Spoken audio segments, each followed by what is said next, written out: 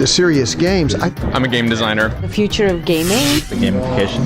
The future of gaming. Serious gaming. Serious games. Gameplay. Serious games are a very, very important tool and way forward for us to kind of think about how to solve problems and find solutions and bring people together in new and different ways. I mean, if you look at where society is going today, there will leave room for the unexpected to occur within that game space. You mentioned a couple of countries and regions. But it really hit the spot in my country, and they got some.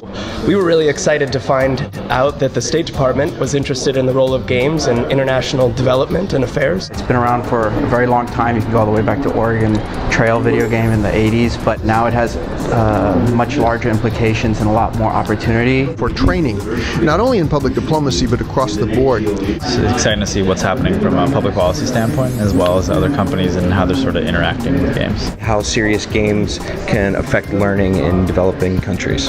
For underserved youth around the world, or malaria prevention and typing and computer programming.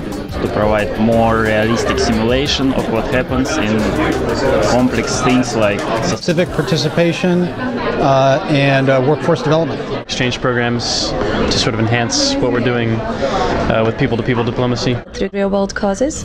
So if you're planting trees in your game, you're planting trees for real. To experience narratives that otherwise they would not be able to understand and engage with. How it is impacting social media. Games can change how I think, how I feel, and how I behave.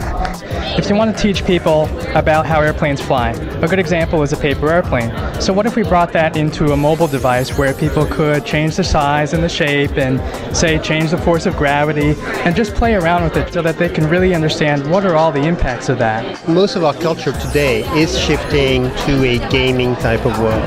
So serious gaming is just the serious component of our society. As we move into an increasingly globalized world where we are connected in so many more and more complex ways.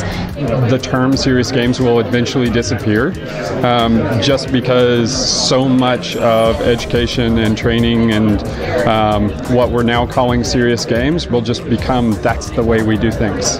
Thought leaders in the State Department and other game makers are interested in engaging international audiences. I mean, if you look at where society is going today and where the millennium generation is going, they're kind of merging the two. They wanted to get serious about the world, they want to get engaged in the world, and they want to do it socially. So this all kind of molds into the same kind of product. The future of serious games is definitely much bigger than it is now.